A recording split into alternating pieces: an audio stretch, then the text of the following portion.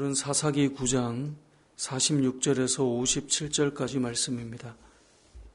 우리가 어제 말씀을 보았던 것처럼 아비멜렉이 이 불을 지르며 사람들을 죽이는 그 이야기가 오늘 본문에도 이어지고 있습니다.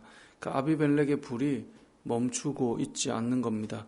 가을은 패배해서 도망갔고 전쟁에 패배했으니 이제 아비멜렉이 멈출 만도 한데 그러지 않죠. 오늘 본문 보니까 46절에 세겜 망대의 모든 사람들이 지금 아비멜렉이 행한 일을 듣고 이들이 두려워서 엘브릿 신전의 보루로 다 들어가게 됩니다. 살기 위해서 이들이 선택했던 길인 것 같은데요. 이것은 신앙의 문제라기보다 이들이 피할 길을 내서 갔던 것인데 이 모습을 본 이 아비멜렉이 그 이야기를 듣고 이들을 향해 또 가게 됩니다. 어떻게 갑니까? 48절에 보니까 나뭇가지들을 도끼로 다 찍어서 그것을 어깨에 메고 가는 거예요. 뭘 하나 봤더니 이 백성들을 그를 따르는 군사들에게 너희도 나처럼 해라 라고 해서 나뭇가지들을 베어서 올라갔는데요. 무엇을 합니까? 그 나뭇가지를 보루 위에 놓고 거기에 불을 놓는 거죠. 그래서 세겜망대에서 피신을 갔던 그 사람들을 다 불태워 죽여버리는 이야기가 오늘 본문의 내용입니다. 이쯤 되면 끝낼만 한데 그는 그의 힘을 과시하고 드러내고 그 세력을 더 확장하기 위해서 데베스로 또 넘어가게 됩니다. 그리고 거기서 진을 치고 그 성읍에 견과 망대가 있는데요. 또 그곳에 사람들이 도망하여 들어가니까 어떻게 합니까? 그곳을 또 불지르려고 하는 거예요. 52절에 보니까 아비멜렉이 망대 앞에 이르러 공격하며 망대 문에 가까이 나가서 그것을 불사르려 하더니 요담이 이야기했던 우화와 같은 그 이야기에 가시나무에서 불이 나와 너희를 사르게 될 것이다 라고 했던 세겜 사람들에게 외쳤던 그 외침이 실제로 아비멜렉이 왕이 되고 그들을 향해 도움이 되고 유익함이 되는 것이 아니라 불이 계속 나오고 있는 거죠. 그래서 이들이 다 고통을 받고 죽임을 당하고 있는 그 사건이 그대로 지금 이루어지고 있다는 것을 보여주고 있는 것입니다.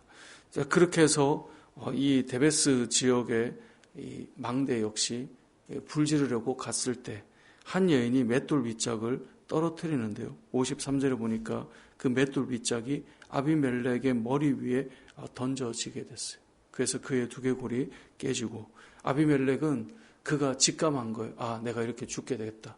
그래서 어떻게 합니까? 무기를 든 청년을 급하게 불러요.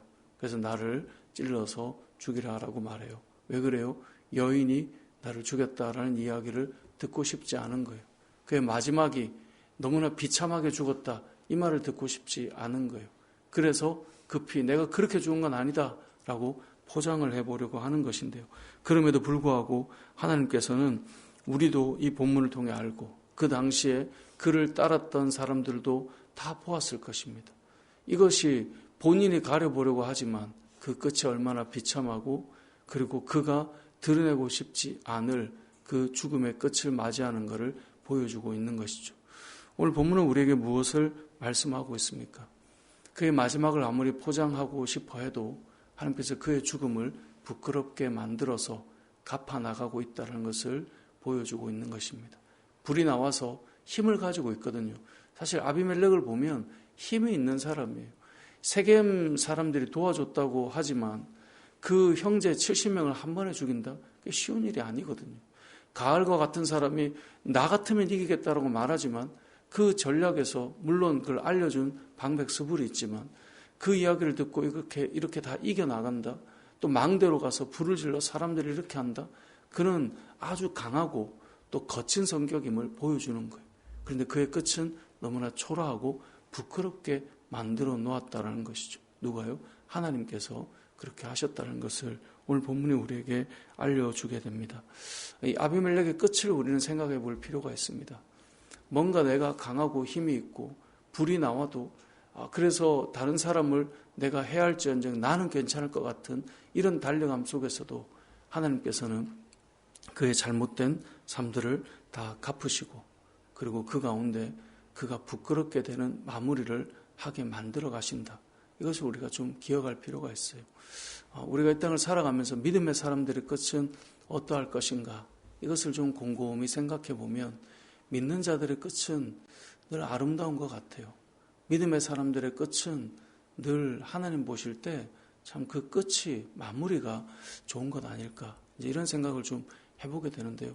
어제 친구 장례식이 있어서 친구가 죽은 건 아니고 네, 그 친구네 이제 가서 이런저런 얘기를 하다가 이제 아버님이 장로님이셨던 그 이야기들을 좀 하면서 갑자기 폐가 안 좋아서 중환자실에 들어가서 2주간 호흡기를 끼고 계셨는데 이게 이제 폐가 상태가 너무 안 좋은 거예요. 그래서 이제 가족 중에 의료인도 있고 하니까 연명 치료하는 게 좀 의미가 없겠다라고 해서 이제 2주간 그렇게 하다가 이제 호흡기를 뗐어요. 호흡기를 뗐는데 바로 돌아가시지 않고 한 일주일 정도 계시다가 돌아가셨는데 그런 말씀을 하셨다라고 하더라고요. 그게 참 인상적으로 어젯밤에 오는 길에 계속 기억이 났는데 내가 죽으면 천국 갈 건데 중환자실에서 호흡기 끼고 있는 그 시간이 너무너무 지옥과 같았다는 거예요. 그러니까 어차피 천국 갈 건데 너무너무 힘들었다.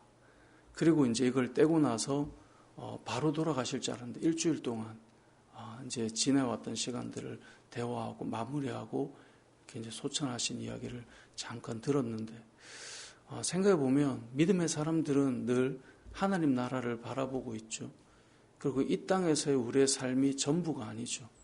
그러니까 우리의 달려가는 길과 걸음들은 늘 그 영광스러움을 바라보고 가기 때문에 어찌 보면 오늘 이 아비멜렉은 그의 마음은 어디에 있을까요? 그가 하나님 나라와 하나님의 백성이라고 하는 그런 소망이 있을까요? 그에게서 끊임없이 불이 나오고 땅에 있는 자들을 그가 불사르고 그리고 땅을 넓혀가고 확장해가고 이 모든 것은 하나님 앞에 그 마음이 쏟아져 있는 사람은 아닌 것이죠. 그러니까 그의 끝이 어떻게 되는지에 대해서는 그는 생각을 전혀 못했을 거예요. 오늘 본문의 내용을 통해 믿음의 사람들의 그 마무리들을 한번 생각해 보면 좋을 것 같아요. 저도 여러분들도 우리가 영원히 사는 건 아니죠. 우리가 이 땅을 잠시 있다가 가는 사람들일 것입니다. 근데 우리의 마음은 잠깐인 이 세월 속에서도 불을 뿜어낼 때가 많죠. 저도 그렇고 여러분들도 그렇고 우리의 마음 속에 뭔가가 드러나면 뭔가가 내 마음에 맞지 않으면 불이 드러날 때가 있단 말이죠. 그런데 우리의 인생이 과연 하나님 나라를 바라보고 있는가를 생각해 보면 그 불이 왜 나오는가를 우리는 그 원인을 알게 될 것입니다. 오늘 본문에 등장하는 이 아비멜렉에 대해서는 하나님께서 이렇게 말씀하세요. 56절에 보니까 아비멜렉이 그의 형제 70명을 죽여 자기 아버지에게 행한 악행을 하나님이 이같이 갚으셨다. 그의 끝이 아름답지 못하게 스스로도 부끄러워서 그를 가리고 싶은 그 마무리가 되게 하나님께서 갚으셨다는 거예요. 뿐만 아니라 57절에 보면 그를 따라갔던 세겜 사람들의 모든 악행도 하나님께서 그들의 머리에 돌아가게 갚으셨다라고 말씀해요. 오늘 본문은 하나님께서는 결국은 다 갚으세요. 하나님께서는 다 결산을 하신다라고 하는 것을 기억해야 돼요. 당장은 불을 내서 이기는 것 같지만 결국은 보면 하나님께서 갚으신다라고 하는 것을 우리는 기억해야 되고요. 오늘 본문에 여룻바알이 기드온이죠.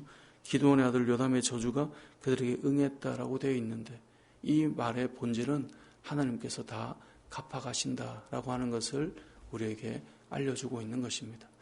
이 사사기 9장은 사사 기드온이 어떻게 이스라엘 백성을 구원했는가와 달리 번외로 그의 아들이 그가 왕이 되고자 했던 어떤 그 모습 속에 정말 피바람이 불면서 일어났던 그 사건들이 쫙 담겨 나와요. 근데 그 가운데 하나님께서 이러한 일들 속에 다 갚으신다라고 하는 것을 9장의 내용을 통해 우리에게 알려주고 있는데요. 우리의 인생들도 마찬가지라고 저는 생각합니다. 우리가 주의 길을 걷다 보면 여러 일들을 경험합니다. 우리의 시선이 하나님께 있으면 하나님께서 행하실 일들을 바라보게 됩니다.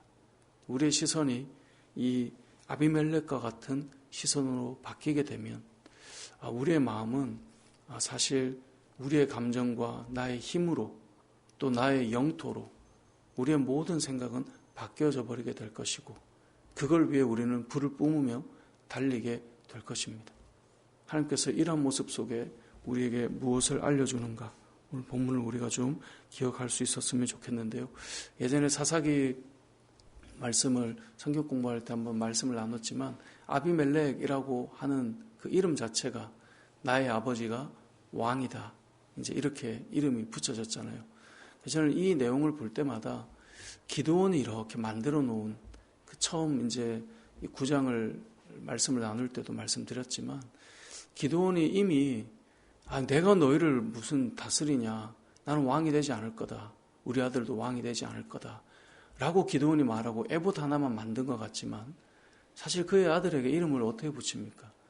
나의 아버지가 왕이다, 너의 아버지는 왕이야. 이걸 누가 붙여줬어요? 기드온이 붙여준 거거든요.